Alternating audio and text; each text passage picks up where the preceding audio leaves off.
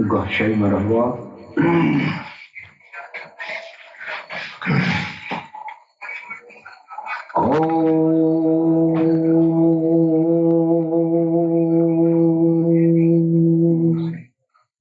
श्री कालकी वैष्णवे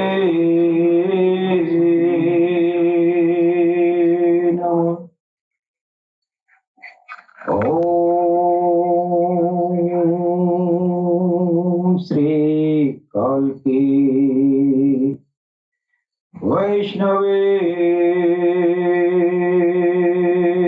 नमः। ओम श्री कालकी वैष्णवे नमः। तेजोऽसि तेजो महिधे वीर्यमसि वीर्यमयिधे बलमसि बलं महिधे ओजोऽसि ओजो महिधे पश्येम शरदा शतम् जीवेम शरदा शतम् शृणुयाम शरदा शतम् प्रभवाम शरदा शतम् अदीनाहस्याम शरदा शतम् भूयस्य शरदा शता ॐ शं नो मित्रः शं वरुणः शं नो भवत्यर्मा शं नो इन्द्रो बृहस्पतिः शं नो विष्णुरुक्रमः।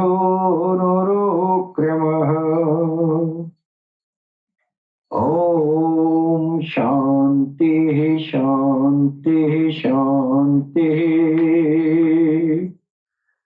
ॐ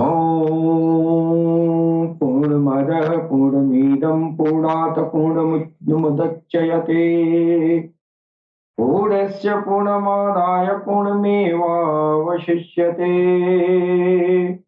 ॐ शान्ति शान्ति शान्तिः। वक्रतुण्ड महाकाय सूर्यकोटि समप्रभ निर्विघ्नं कुरु मे देवं सर्वकार्येषु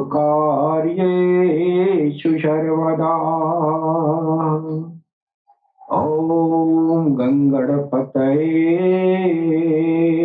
नमः। ॐ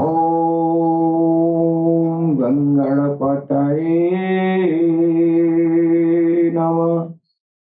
ॐ गंगणपतये नमः।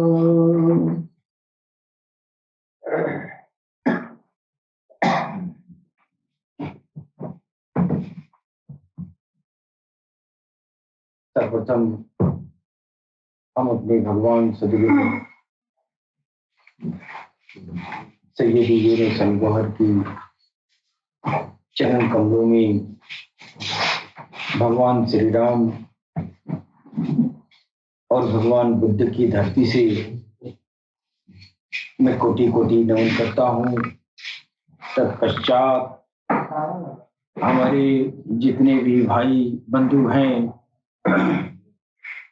जो पूरी दुनिया में प्यार और मोहब्बत का पैगाम पहुंचा रहे हैं, उन सबको मैं सर नवाकर प्रणाम करता हूँ। सलाम, नमस्ते, सत श्री अकाल, गौहर शाही मरहबा।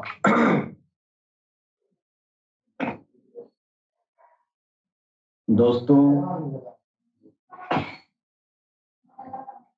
समस्त संसार में विस्तृत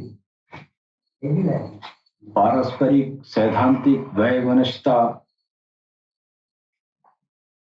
को हटाकर मानव मात्र को एक सूत्र में पिरोने के लिए हमारे अल्लाह टीवी प्लेटफॉर्म से हमारे सदगुरु सैयदी यूनुस अल गौहर ने जो अथक प्रयास किया है जी, वो अति प्रशंसनीय है।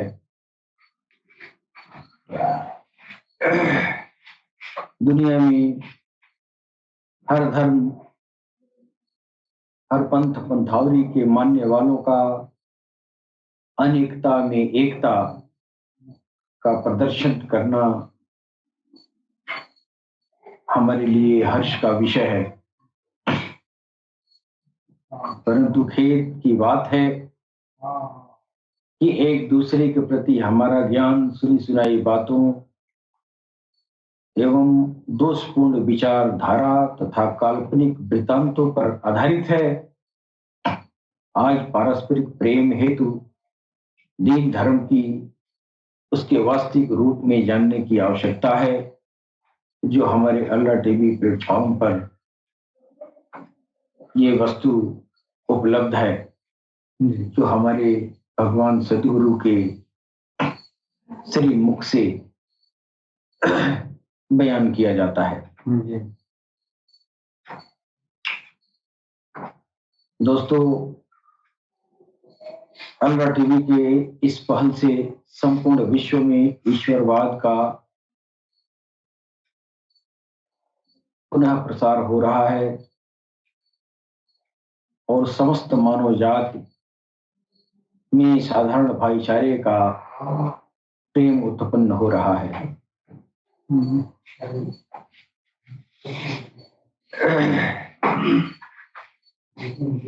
अल्लाह टीवी का यह महत्वपूर्ण अन्वेषणात्मक कार्य वर्तमान धर्म संघर्षों को उन्मूलन करने में अत्यधिक उपकारी सिद्ध हो रहा है। अल्लाह टीवी के माध्यम से हिंदू, मुसलमान, सिख, ईसाई आदि विभिन्न संप्रदायों के बीच उलझी हुई गुत्थियों को सुलझाना और साथ ही साथ सनातन का वह प्राचीन व्यापक स्वरूप पुनः समक्ष आता हुआ प्रतीत हो रहा है, जो अल्लाह टीवी के प्लेटफॉर्म से ये चीजें जो है उपलब्ध कराई जाती हैं। अभी तक कोई भी अन्वेषणात्मक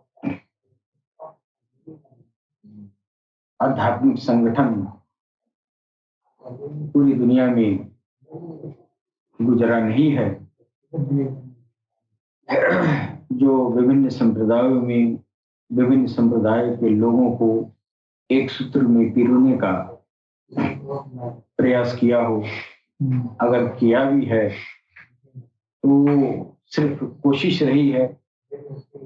इस प्रयास को गंतव्य स्थान तक पहुंचाने में विश्व की सारी संस्थाएं असफल रही हैं। लेकिन दुनिया में सरकार बहरशाही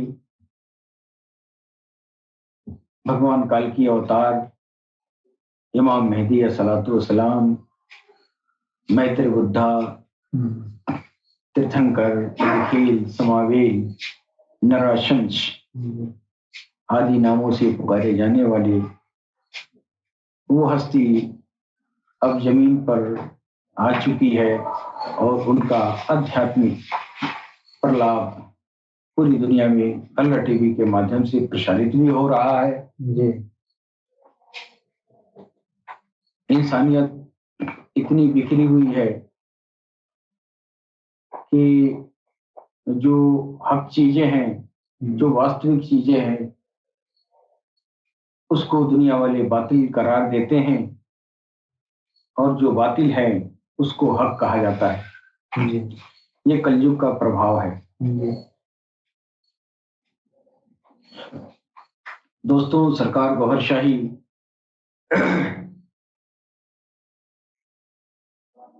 वो काल की अवतार हैं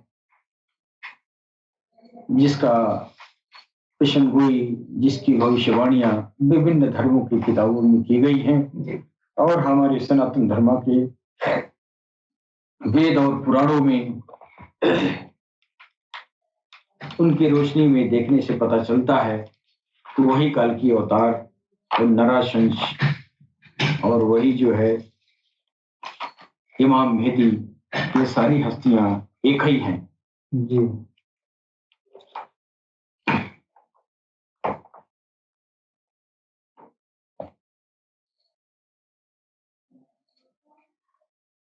हमारे वेदों में उस आने वाली जो आखिरी दौर में जो आने वाले जो मसीहा की बात की जा रही है, जिस अवतार की बात की जा रही है, उस अवतार को हमारे वेदों में ऋग्वेद, सामवेद, यजुर्वेद और अथर्ववेद में उनको नरशंस के नाम से वर्णन आया है। और पुराणों में काल की अवतार के नाम से वर्णन आया है। जैसे कुछ ऐसे वर्णन हैं जिसको मैं बताना चाहूंगा कि हमारे ऋग्वेद में नरशंस के बारे में, नरशंस उनका नाम नरशंस बताया गया है। वही काल की अवतार, पुराणों में उन्हीं को कल की अवतार कहा गया और वेदों में नरशंस कहा गया है और इस्लाम में उन्हीं को इमाम मेहदी सलाम कहा गया है। और विश्व के इस उत्कृष्ट इस्लामी विद्वानों में यह बात अब आम हो चुकी है कि इमाम मेहदी अस्सलाम गौहर शाही जी महाराज ही हैं जिनका चेहरा चांद सूरज हजर अस्वद में नुमाया है, प्रकट हो गया है। और समतावादी लेखक जो सनातन धर्म में हैं, उन लोगों ने इस बात का समर्थन किया है और बहुत बड़े बड़े उद्भट विद्वान हमारी हिंदुस्तान के धरती पर संस्कृत के, वेदों के, पुराणों के ज्ञाता आए हैं और अधिकांश लोगों ने इस बात को स्वीकार किया है। तो वो नरशंस और काल की अवतार वो मोहम्मद रसूलुल्लाह हैं और इस्लाम में कहा गया है कि वो मोहम्मद रसूलुल्लाह का दूसरा दो दौर होगा, एक मोहम्मद के रूप में, एक मेहदी के रूप में, है कि नहीं? हमारे वेदों में उनको नरशंस कहा गया है। जैसे आया है नरशंस यो नरेह प्रशस्यते, यानी वह नर, वह मनुष्य जो प्रशंसा किया जाएगा। और इसका एक तर्जुमा, एक अर्थ इसका, एक भावार्थ ये भी होगा कि वह नर, वह इंसान जो इंसानियत को, सबको प्रशंसा, भगवान की प्रशंसा में लगाया, प्रशंसा में लगाया। अब इसमें ईश्वर का नाम क्यों नहीं आया? नरशंसा यो नरे प्रशस्यते, वह नर जो प्रशंसित होगा। इसका शुद्ध विशुद्धतम अर्थ ये होगा वह नर जो ईश्वर की प्रशंसा में लगाए। क्यों? अगर ये अर्थ लगाते हैं कि वह नर जो प्रशंसा किया जाएगा, तो प्रशंसित मनुष्य तो बहुत हुए हैं, फिर एक की पहचान कैसे होगी? प्रशंसित मनुष्य तो भगवान कृष्ण भी गुजरे हैं, भगवान श्री राम भी गुजरे हैं, तो प्रशंसित ये भी थे। लेकिन उस आखिरी अवतार की बात हो रही है ना, तो इसे नरशंसा यो नरो नरे प्रशस्यते का अर्थ अगर ये दिया जाए तो ये इसमें जो है पहचान पाना मुश्किल हो जाएगा। इससे पहचान कहाँ होगी? प्रशंसित मनुष्य के। प्रशंसित मनुष्य तो बहुत हुए हैं, हर मुल्क के, हर देश के जो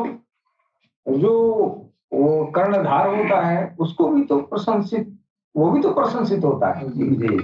इसलिए वेदों में जो नरशंस लिखा है उस नरशंस का अर्थ ये नहीं हुआ प्रशंसित, ये उसका मतलब ये होगा कि प्रशंसा का काम वो करेगा। और प्रशंसा किसकी? प्रशंसा के काबिल सिर्फ ईश्वर है कि नहीं? बड़ाई के काबिल वही है। तो उसकी बड़ाई में जो इंसान उसकी बड़ाई में पूरी इंसानियत को लगा देगा वो नरशंस होगा। दरअसल उसके बारे में कहा गया है कि नहीं?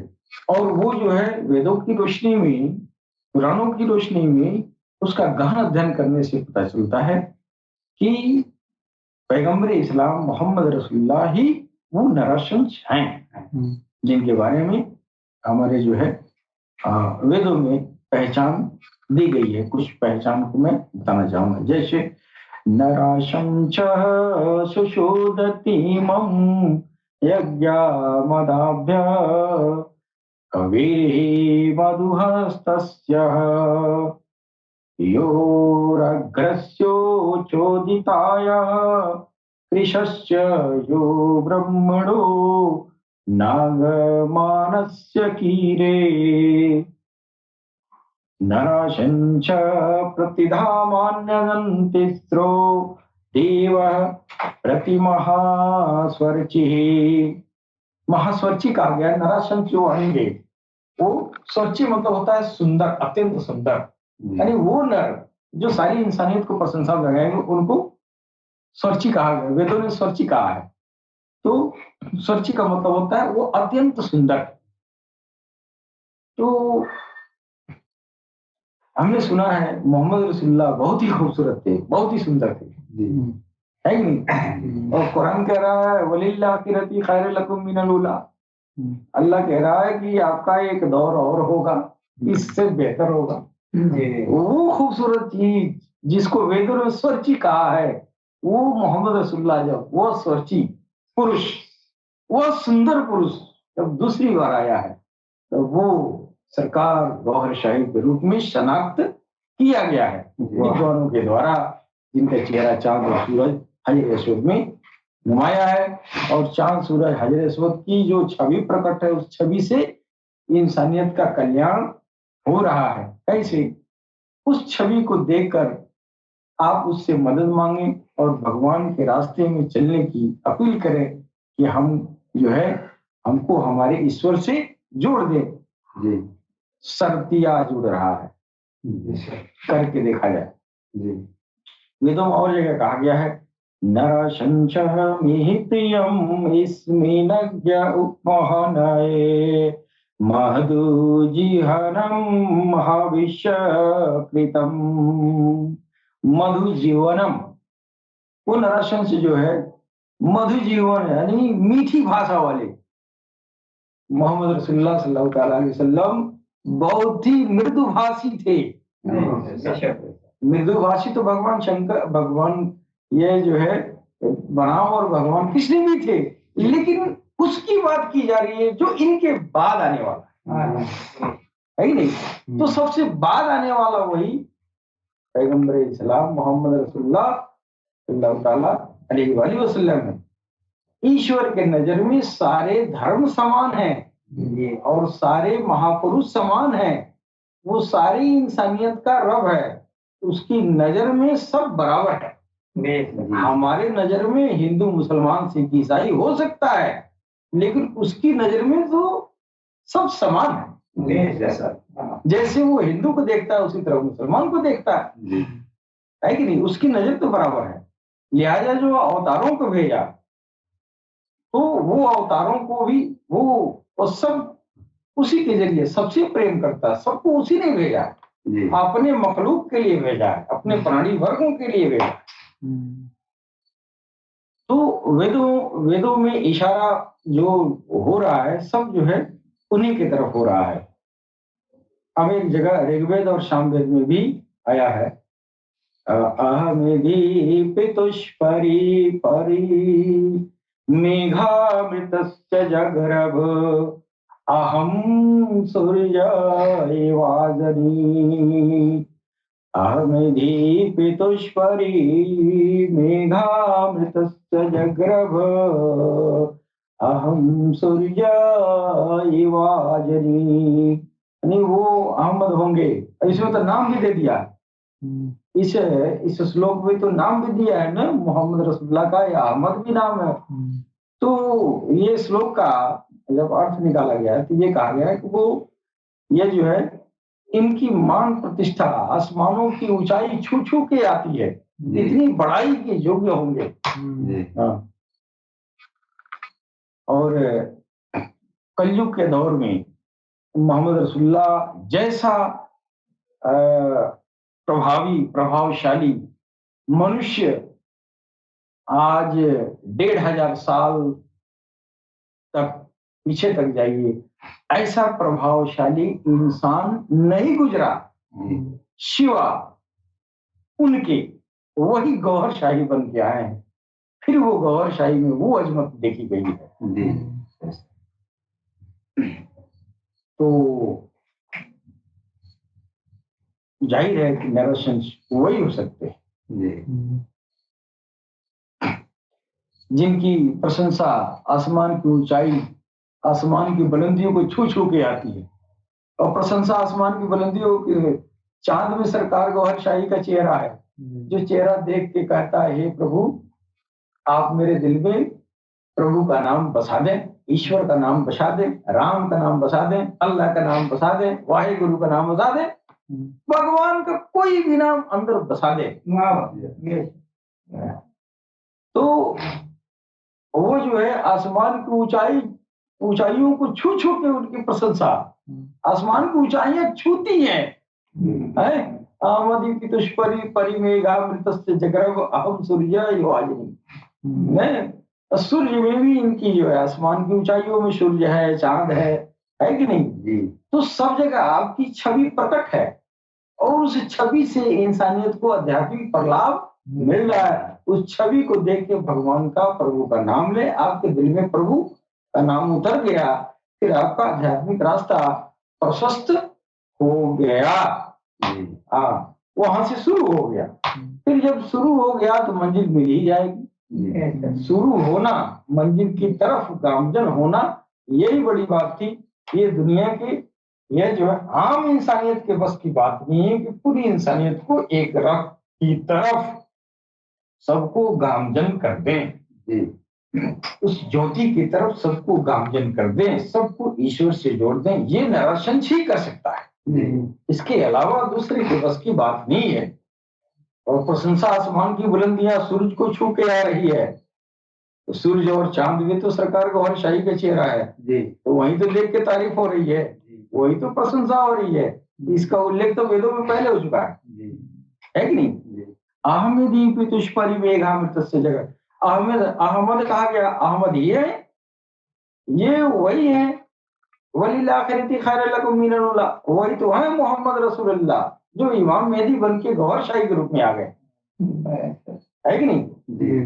तो हमारे वेदों में ये बातें जो है पहले से इसको जो है ये बना दी गई हैं। एक जगह इनको वेदों में पापहारी कहा गया है, पापहारी। नरसंच बाजिनं बाजनीह छयद वीरं पूषणं सुम्नेरीमहे। ये सुम्नेरीमहे, इसमें बताया जा रहा है कि वो पापों को हरने वाले हैं। पापों को, यानी इंसानियत की जो पाप होगा, तो इंसानियत के द्वारा हो चुकी है, उन पापों के जरिए वो नरक में गामजन होने वाला है।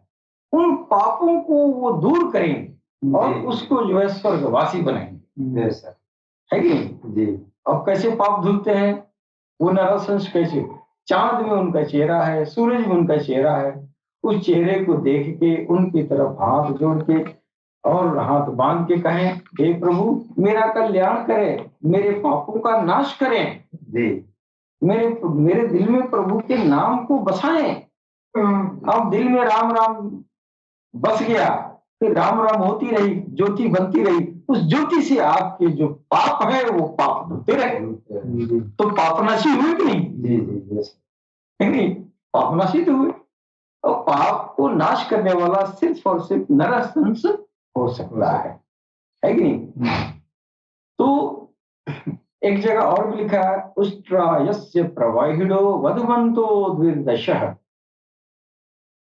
वशर्मा रथस्य निजिडिहीयते तीव्र ईशमाण उपस्पृशः। ये नरहंस जब मोहम्मद रसूलुल्लाह के रूप में थे तो उनकी पहचान बता रहा है कि उनकी 12 पत्नियां होंगी। 12 पत्नियां।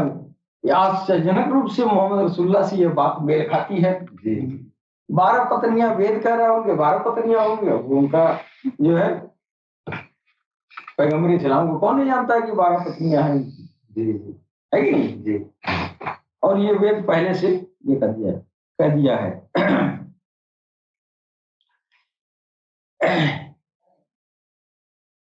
एक जगह और वेदों में आया है,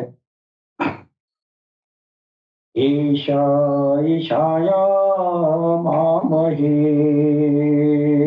शतम निष्कान दश सृजः त्रिणिशतान्यवर्तां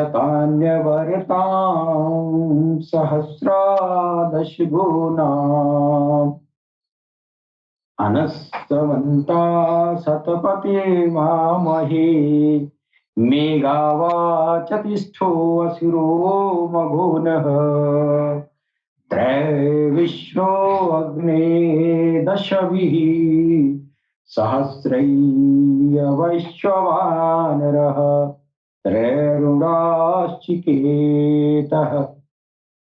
अर्थात वो हक परस्त, वो सत्य का साथ देने वाला, सत्य हक परस्त, अत्यंत विवेकशील, शक्तिशाली, दानी, वो मामहे ऋषि यानी मोहम्मद रसूलुल्लाह अपने वाणी से सुशोभित करें, सारे संसार के लिए कृपामय और 10,000 सहयोगियों के साथ वो प्रसिद्धि प्राप्त करेंगे।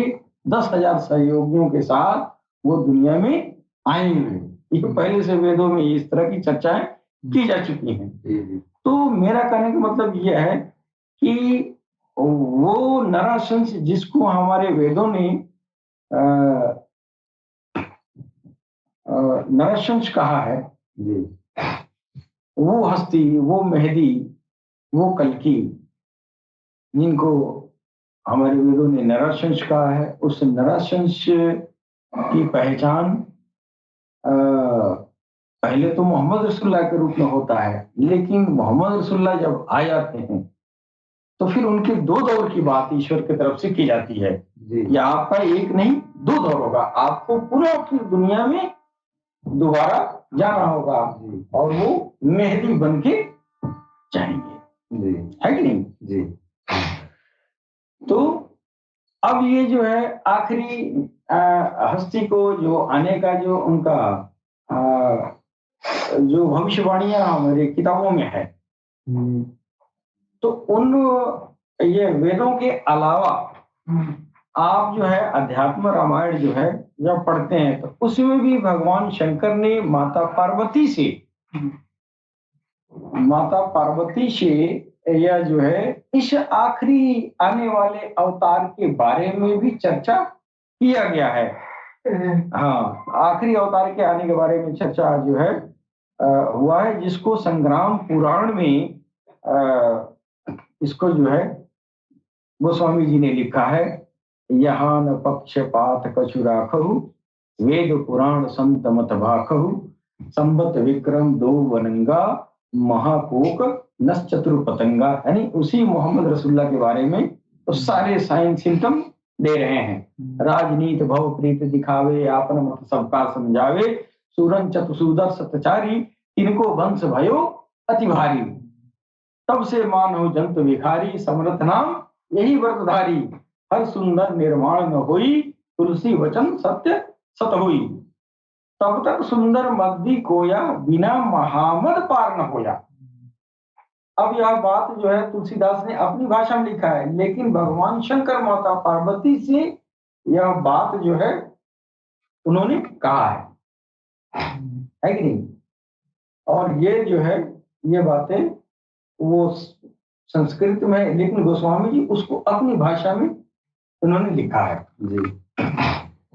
तो आखिरी में वही जो है नरसंस जो गुजरेंगे ईश्वर की तरफ से खास इंसानियत के लिए नियुक्त किए गए होंगे जी।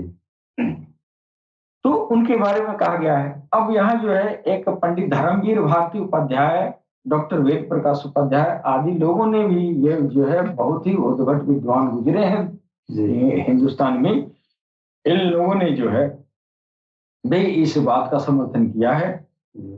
और डॉक्टर धर्मवीर उपाध्याय ने एक किताब लिखा है, एक अंतिम ईश्वर दूत, जो 1923 में जो है वो किताब छपी थी।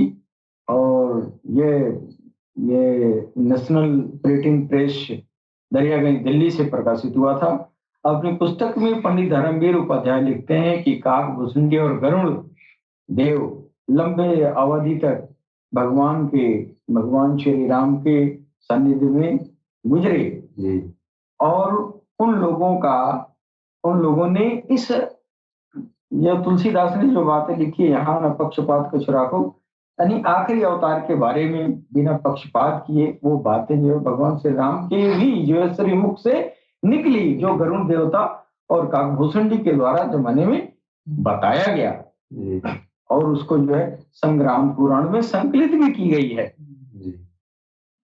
तो इस हिसाब से जो है कितना बहुत सारे लोग जो है, बहुत सारे विद्वान भगवान श्री राम को नकारते हैं, लेकिन ये जो है इतनी प्राचीनतम जो है ग्रंथ है अध्यात्म रामायण, जिसमें जो है यह बात ये सारी बातें जो है भगवान शंकर और माता पार्वती का जो वार्तालाप हुआ है वो भगवान श्री राम के बारे में वो बातें जो है सारी जो है अध्यात्म रामायण में संकलित की गई हैं। तो अब उस दौर में जो भगवान श्री राम को मानने वाले थे और आज भी हैं, आज भी मान रहे हैं और मानना चाहिए। इसलिए अगर भगवान श्री राम को नकारा जाए तो ये हक जो है ये ऐसा अकाट्य सत्य है जो पैगंबर इस्लाम को दुनिया में आना था। और इस अकाट्य सत्य को भगवान श्री राम के श्रीमुख से भी गरुड़ देवता और ये जो है काकभूषुंडी ने सुना है जी। है जी। जिसका बयान भी जो है तुलसीदास ये जो है ये भगवान शंकर और माता पार्वती ने भी जो है किए हैं जी। और भगवान शंकर ने अपने पुत्र से इस आखिरी आने वाले अवतार के बारे में भी जिक्र किया है। और उन्हीं बातों को जो है गोस्वामी जी ने यह लिखा है कि यहाँ न पक्षपात कछु राखो, वेद पुराण संत मत भाखो। इसे जब तक सुंदर मद्दी कोया बिना महामत पार न होया, ये उसी चीज को यहाँ व्याख्या कर रहे हैं अपनी भाषा में। तो यहाँ आदमी को नफरत नहीं करना चाहिए। सारी चीजें जो है अगर सीक्वेंशियल अगर पढ़ें, अगर जानकारी रखें, तो यह जो है इंसान के अंदर जो है हिंदू मुसलमान की नफरत खत्म हो जाएगी। इंसान जो है हिंदू और मुसलमान रहते हुए भी एक दूसरे से प्रेम पूर्वक जी सकता है। लेकिन असलियत अगर किसी को नहीं मालूम है या जो है जो नफरत पसंद लोग हैं, तो जो हक बातें हैं, जो सच्चाइयां हैं, उसको दबा दबा के अपनी तरफ से नफरत लोग फैलाते हैं और दुनिया में जो है बगावत होती रहती है। इंसानियत को सोचनी चाहिए कि एक दिन सबको मर ही जाना है। और यहाँ हम आए हैं, हमको भगवान की तलाश करनी चाहिए, भगवान से जुड़ना चाहिए। यहाँ का जो है लड़ाई भिड़ाई जो है मेरे भगवान के बीच में कोई काम नहीं आएगा। हाँ, भगवान कैसा शहादत पसंद करता है आपको नहीं मालूम है। आप तो यही समझते हैं राम के लिए, अल्लाह के लिए लड़ जाए, मार दे पिट दे तो स्वर्ग में चले जाएंगे या जन्नत में चले जाएंगे। ये आपकी नादानी है जी। एक इंसानियत का, एक इंसान का कत्ल करना गोया सारी इंसानियत का कत्ल करना हुआ। बेगुनाह को मारना सारी इंसानियत को मारने के बराबर आपके ऊपर पाप का जो है प्रकोप होगा जी, है कि नहीं? लिहाजा जितने भी हिंदू, मुसलमान, सिख, ईसाई जो भी अवतार पैगंबर जो भी आए हैं, वो सारे अवतार पैगंबर इंसानियत से प्रेम का ही शिक्षा दिया है।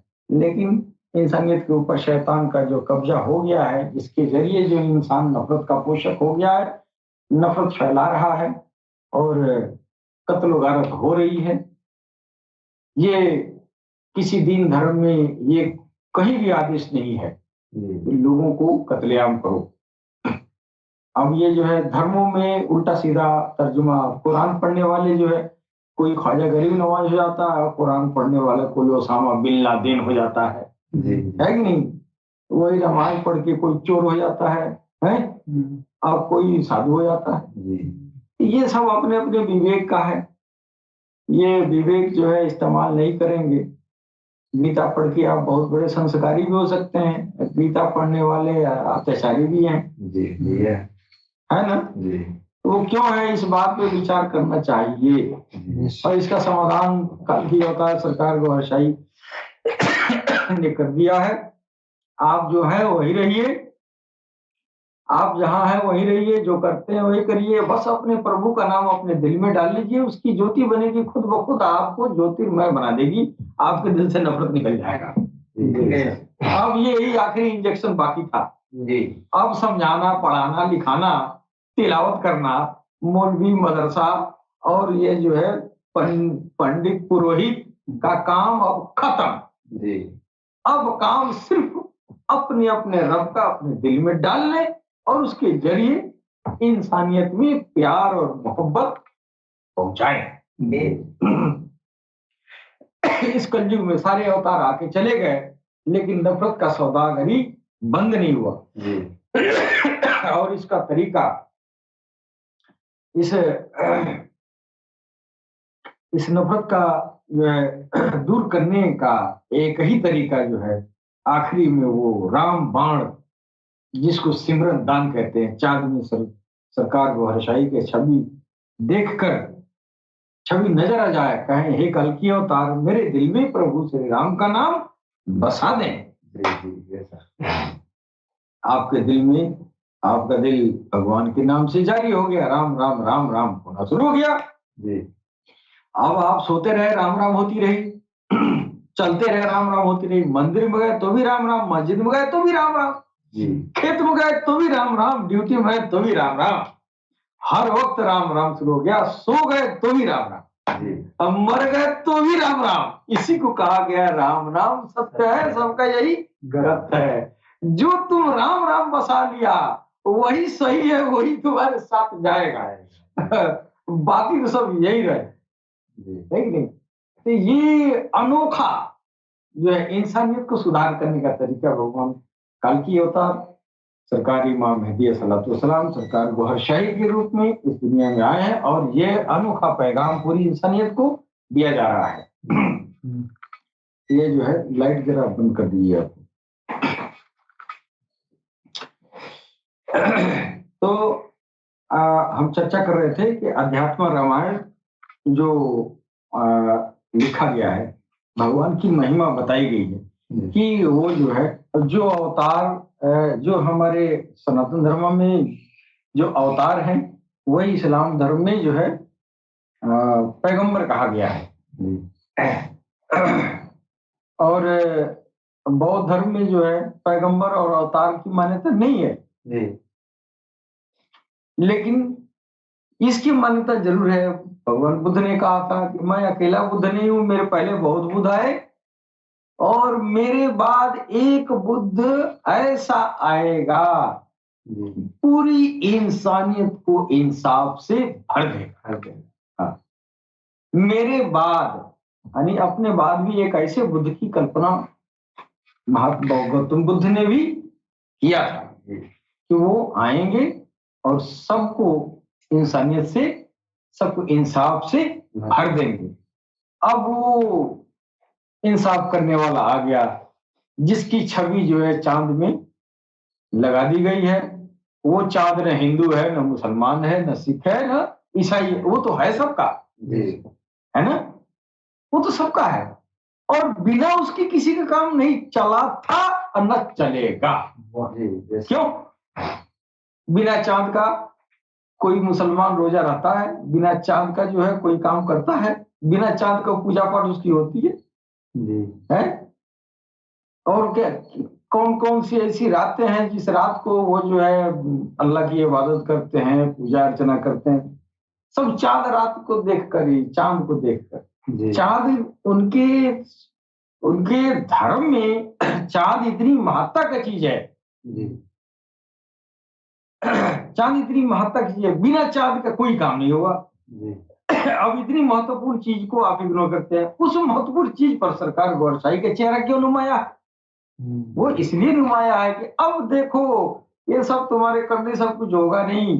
अब तक तुम करते धरते रहे और तुम कत्लो गारत करते रहे, नफरत करते रहे और नरक में जाने वाला काम करते रहे। अब आओ ये चेहरा देख लो। वो चेहरा छवि नहीं है, वो एक ईश्वर का एक अक्ष है। हाँ, उस अक्ष से वो जो है सबका गुरुवाई कर रहा है। हाँ, वो सबका गुरु है, सबका पीर है, सबका मुर्शिद है। इसलिए कि इंसानियत का लक्ष्य उसका रब होता है, उसका ईश्वर होता है और जो ईश्वर तक पहुंचाता है वो गुरु होता है। तो अगर मुसलमान को किसी को उसके अल्लाह तक पहुंचा रहा है कोई, तो वो उसका मुर्शिद है। चांद में वो सूरत गौहरशाही को देख के 3 बार कोई मुसलमान अल्लाह अल्लाह कहता है, उसके दिल में अल्लाह अल्लाह चला जाता है, फिर अल्लाह अल्लाह करते अल्लाह से अल्लाह तक पहुंच जाता है। उसी तरह उसी चेहरे को, उसी छवि को अगर हिंदू जो है देख के 3 बार राम राम करता है, उसके अंदर राम राम चला जाता है, राम राम से उसका दिल जारी हो गया, फिर राम राम करते करते राम तक पहुंच गया, है कि नहीं? तो जो इंसान आपको हाथ पकड़ के और आपके भगवान तक पहुंचा दो, उसी को तो गुरु कहते हैं, वही तो गुरु है। अब ये सरकार गौहरशाही की जो छवि मुबारक है, जो प्रकट हुआ है चांद में, उसको किसी भी धर्म वाला उस छवि से नामदान प्राप्त कर ले, प्रभु का नाम प्राप्त कर ले और उस नाम के जरिए अपने प्रभु तक वो पहुंच जाएगा। लिहाजा सरकार गौहरशाही सबके लिए बराबर का फायदा दे रहे हैं, आध्यात्मिक प्रलाप दे रहे हैं। ऐसा नहीं कि हिंदू गया तो राम राम नहीं होगा, मुसलमान गया तो अल्लाह हो गया। नहीं, मुसलमान भी जा रहा है तो उसका भी दिल अल्लाह कर रहा है, हिंदू भी जा रहा है तो उसका भी दिल राम राम कर रहा है। इसका मतलब वो सबको बराबर का प्रलाप अता कर रहे हैं, है कि नहीं? ये वही नराशंस है जिनको वेदों में जो है मोहम्मद अहमद के नाम से वेदों ने जाना है। और जब कुरान आया तो कुरान ने कहा कि आपका 2 दौर होगा, इसके बाद इससे बेहतर होगा। कैसे बेहतर होगा? अब उनकी छवि चांद में लग गई ना, तो अब सारे इंसानियत के लिए राहबरी कर रहे हैं ना। तो पहले तो मोहम्मद रसूलुल्लाह सिर्फ जो है,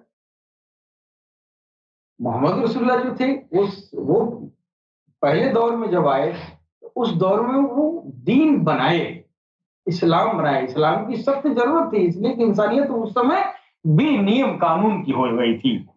जो धर्म आए थे वो सारे धर्म बिगड़ चुके थे। तो धर्म क्या होता है? एक कानून होता है, एक संविधान होता है कि उस नियम कानून के तहत इंसान को जो है जीवन यापन कराया जाता है, जिससे इंसान जो है पापाचार से मुक्त होता है कि नहीं? एक तरह का वो कानून है।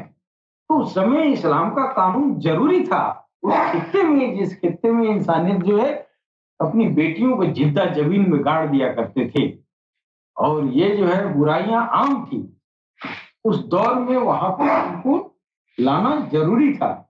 लेकिन जो आध्यात्मिक प्रलाप है, वो आध्यात्मिक प्रलाप वो जो है अपने सहाबा हज़रत अली रज़ियल्लाहु अन्हु के जरिए वो आध्यात्मिक प्रलाप आम इंसानियत तक पहुंचाए। अब आप देखे होंगे कि मुसलमान भाइयों में कोई संस्तबरेज गुजरे हैं, उनकी खाल खींच ली गई, कोई मंसूर है उनकी गर्दन काट ली गई, है कि नहीं जी? कौन काटा? मुसलमान ही काटा। उनकी बात छोड़िए, इमाम हसन इमाम हुसैन जो पैगंबर इस्लाम के बेटे नाती पोते थे, उनको भी उन लोगों ने यही यही मुसलमान जो है गर्दन उतार दिए, है कि नहीं? जमीन पर लिटा दिया, लोगों ने कत्लो गारत किया। तो ये क्या था? वो अभी तो अपना इल्म जो है हज़रत अली के जरिए आप जो है इल्म जो है पहुंचाए, वहां से वलायत शुरू हुई, वली लोग निकले इस्लाम में से, वो वली विभिन्न धर्मों में जाके उन धर्मों के लोगों को जोड़ा, जो इस्लाम में दाखिल होना चाहते थे दाखिल भी हुए, नहीं इस्लाम में दाखिल होना चाहे तो उनको टच नहीं किया, उनको मजबूर नहीं किया। जब इमाम हुसैन ने नहीं किया, मोहम्मद रसूलुल्लाह ने नहीं किया, राहिब दत्ता को इतना दिन साथ में वो पंडित जी रहे, लेकिन एक बार भी उन्होंने अपने मन से नहीं कहा कि तुम इस्लाम में दाखिल हो जाओ। अब ये तो प्रोपेगेंडा रचा जाता है, आप लोग करते भी हैं, जबरदस्ती इस्लाम में दाखिल करवाते हैं। गौहर शाही किसी को इस्लाम में दाखिल नहीं करवाते हैं, ये काम नहीं करवाते। तो हिंदुओं को नरशंस जो मोहम्मद रसूलुल्लाह के रूप में है, वो जो है इंसानियत को फाइट किस तरह दे रहा है, इंसानियत अन्य जो है जो कलमा गो नहीं है, जो गैर मुस्लिम हैं, उनको किस तरह फायदे दे रहे हैं। मोहम्मद उनको आध्यात्मिक पर लाभ, वो अपने दिल का जो इल्म था, है ना, वो शरीयत से अलग है, वो इल्म लदुनी कहा गया है। वो जो है उस इल्म को जो है हज़रत अली के माध्यम से वो पूरी आम जनमानस में पहुंचाए, और वहां से वलायत शुरू हुई। वलायत का मतलब ईश्वर से मित्रता, और वो इल्म जिस इल्म के जरिए ईश्वर से मित्र बन जाता है, वो इल्म जो है अपने सहाबा से हज़रत अली रज़ियल्लाहु अन्हु के जरिए पूरी दुनिया में फैला। उनके जरिए अब गौस ख्वाजा गुजरे, गौस पाक तो उनके जरिए नहीं है, ये ख्वाजा साहब हैं। ख्वाजा साहब के जरिए हिंद में जब आए, तो हिंद में भी जो है जो इस्लाम में दाखिल होना चाहता था, कोई मनाही नहीं है, आओ तो कोई मनाही नहीं है, नहीं आना चाहो तो भी कोई जबरदस्ती नहीं है। ये सूफियों का ये था। और जो भी जो है चिश्तिया खानदान जो हज़रत अली से चल के आया, किसी भी कौम के इंसान को जबरदस्ती इस्लाम में दाखिल नहीं किया, लेकिन जो आया उसको मना भी नहीं किया। क्यों मना करें? कोई पाप तो है नहीं, उसकी नजर में अच्छा था, हम तो तेरे हाथ पे कलमा पढ़ लिया। जो नहीं पढ़ना चाहे उसको जबरदस्ती थोड़ी किया। अब कुछ जालिम बादशाह जो गुजरे, जो जिनको मौलवियों ने भरमा दिया, उस कौम के पुरोहित जो थे मौलवी, उन मौलवियों ने जो उस बादशाह के अंदर कट्टरवादी मानसिकता को भर दिया, तो हो सकता है कि कोई बादशाह जो है सरकशी किया हो कि तू मुसलमान बन जा, लेकिन वो इस्लाम की वजह से नहीं, उस धर्म के पुरोहित की वजह से ऐसा हुआ है, हुआ होगा, है कि नहीं? लेकिन कोई सूफी, कोई अल्लाह का दोस्त बनाने वाला जो गुरु है, जो आम इंसानियत को उसके ईश्वर से दोस्त बनाने का गुर सिखाता है, दोस्त बनवाता है, मीडिएटर का काम करता है, वो वली वो लोग कहलाते हैं। वो वली लोग गुजरे, वो सारी इंसानियत को रब से जोड़े, है कि नहीं?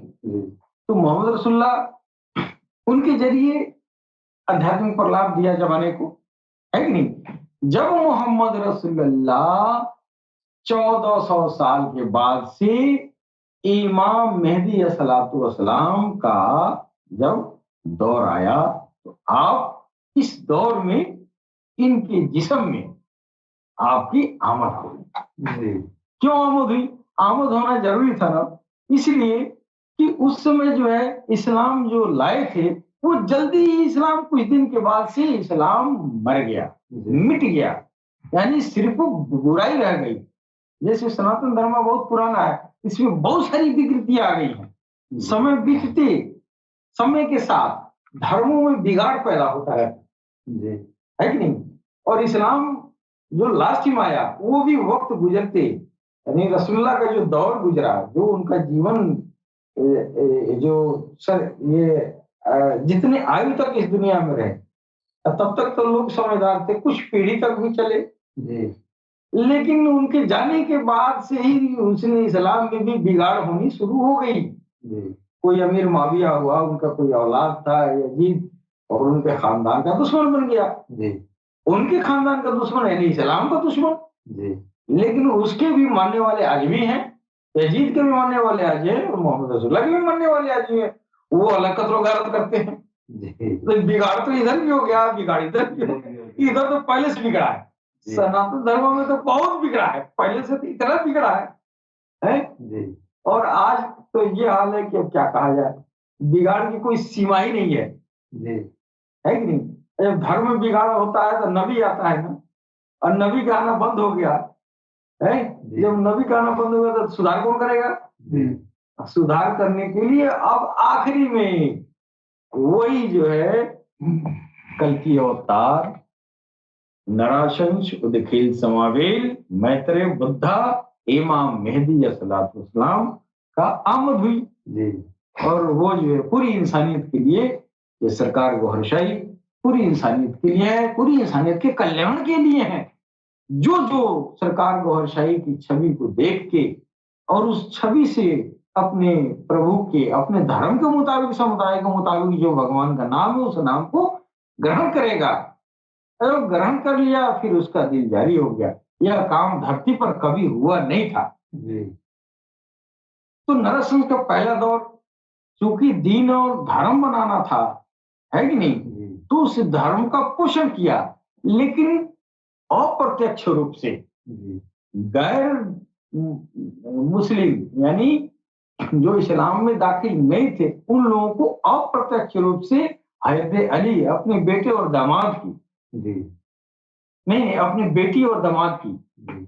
हज़रत सैयदा फातिमा ज़हरा उनकी बेटी थी जी।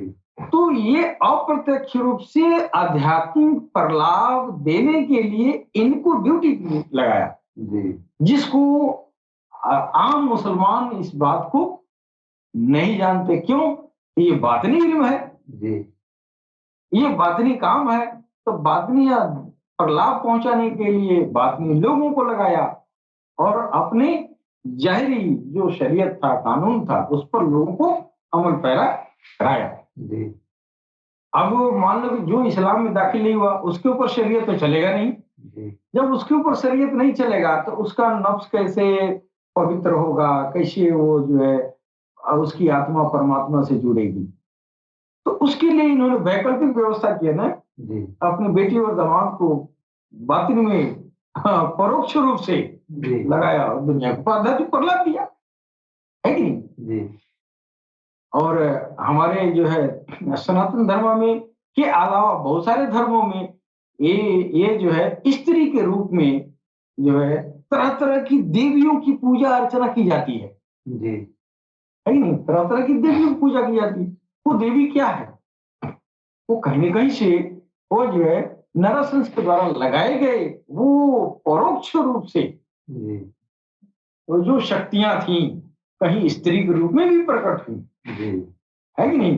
कहीं स्त्री के रूप में भी मददगार हुई, तो फिर वो स्त्री के रूप में पूजा जाने लगा, है कि नहीं? तो अब जब उनका दूसरा दौर आ गया, उनका दूसरा दौर आ गया, तो आपका चेहरा मुबारक, जिनको वेदों ने स्वच्छ कहा है, इस सुंदर चेहरे को है, इस सुंदर चेहरे को चांद में लगा दिया जी। चांद में लगा दिया और वो सबके लिए बराबर का ज्योति पहुंचाता है जी। हाँ। अब उस चेहरे को देखें, उस चेहरे से आपको नामदान प्राप्त करें, उस चेहरे से ज्योति प्राप्त करेंगे, उस ज्योति के जरिए, उस नामदान के जरिए आपके दिल में ज्योति बनेगी, उधर से भी ज्योति अता करेंगे। उस ज्योति के प्रभाव में आपकी नाभि आत्मा संतुष्ट होगी और उस नाभि आत्मा के संतुष्ट होने के बाद से आप जो आपके आत्मा चमकीली होगी जी, है कि नहीं? तब उस आत्मा को परमात्मा से मिलने के लायक बनेगी जी, है कि नहीं? अब इंसान का लक्ष्य यही है, आत्मा को परमात्मा से जोड़ देना, आपका आना स्वार्थ जी पूरा हो गया। अब यहाँ तो आए, यहाँ पैदा हुए, छोटे हुए, पढ़ाई किए, लिखाई किए, ये किए, वो किए, घर बनाए, द्वार बनाए, ये जो है ऐशो आराम दुनिया की हुए, उसके बाद से मर गए। ये जीवन का लक्ष्य नहीं है। ये तो आपको करना ही करना है। अभी ना मेहनत किया आपको खाना नहीं मिलेगा, एक दिन चलेंगे तब आपको रोजी रोटी मिलेगी, पढ़ेंगे तभी आपको जो है 10 पैसा के आदमी होंगे, तभी आपका बढ़िया जीवन चर्या आरामदेह होगा, है कि नहीं? तो ये तो जरूरी है, लेकिन लक्ष्य इससे नहीं है। इंसानियत का लक्ष्य वो दुनिया का लक्ष्य है, लेकिन हर इंसान यहाँ धरती पर पैदा होता है, उसका अपना एक लक्ष्य होता है। दुनिया का अलग है और वो बातिन का लक्ष्य अलग अलग है कि नहीं? ये आपके जिस्म के लिए ये लक्ष्य है, आपको कलेक्टर बन जाना है, या आपके शरीर का लक्ष्य है, लेकिन आपके आत्मा का लक्ष्य सिर्फ परमात्मा है। सिर्फ परमात्मा तक पहुंचने के लिए सिर्फ गुरु की तलाश की जानी चाहिए, सिर्फ गुरु ही करेगा। बहुत सारे गुरु आए हो गए, और इस दौर में तो हर कौम में, हर धर्म में गुरुओं की जो है भरमार हो गई है कि नहीं? अब गुरु विश्वास के काबिल नहीं है। हर धर्म में गुरुओं के द्वारा धोखा किया गया है। शैतान ने गुरुओं के बीच जो है जाके और इसमें जो है गुरुओं को बरगला दिया है, चाहे वो कौम का गुरु हो, किसी भी कौम का गुरु हो, सारे गुरुओं को बरगला दिया है। ये शैतान जो है सारे गुरुओं को जो है दुनिया की हर बुराई पर उतारू कर दिया है।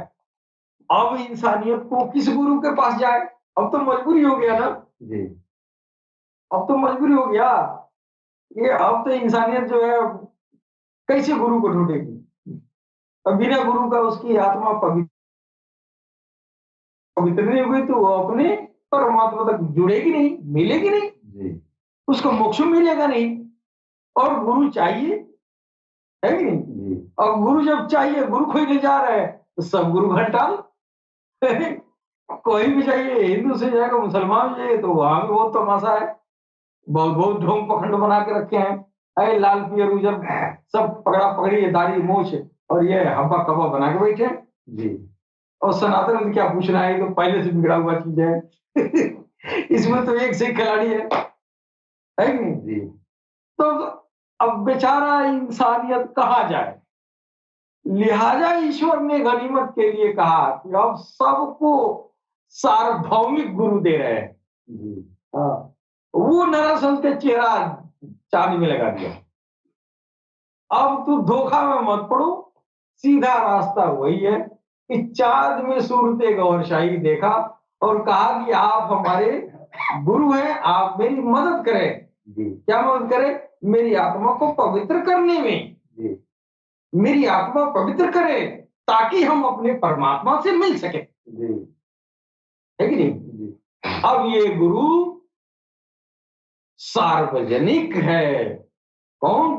वो सरकार गौर साहिब जिनके चेहरा चांद, सूरज, हजरे अस्वद, जिसको महाशिवलिंगम कहा जाता है, महामक्केश्वर नाथ का महाशिवलिंगम, वो असल शिवलिंगम। असल तो बहुत है, नकल भी तो बहुत है, लेकिन वो पहला शिवलिंगम है जो ईश्वर के तरफ से भेजा गया था।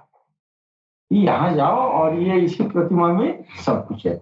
और वहां उस शिवलिंगम में, उस पत्थर में बाकायदा सरकार गौहर शाही की छवि प्रकट है, जिसको कट्टरवादी विचारधारा के लोगों ने इसका जो है सख्त विरोध भी किया। लेकिन विरोध करने से हाजिर अस्वद की छवि तो नहीं मिटेगी, किसी को विरोध करने से चांद की छवि तो नहीं मिटेगी, सूरज की छवि तो नहीं मिटेगी। आसमान में जितने ग्रह हैं, जितने सैयारे हैं, सारे सैयारों पर सरकार गौरसाई की छवि प्रकट है। जो मशीन से देखने वाला मशीन से देखे, नग्न आंखों से देखने वाला हो नग्न आंखों से भी दिखाई देता है।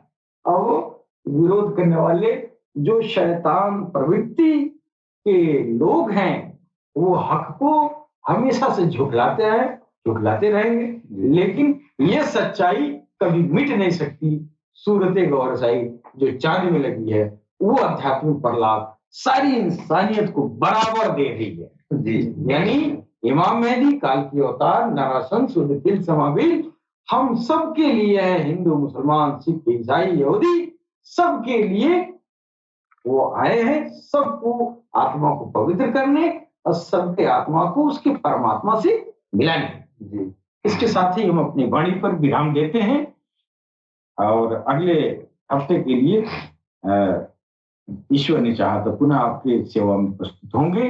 तब तक के लिए आज्ञा दें। सलाम, नमस्ते, सत श्री अकाल, गौहर शहीद।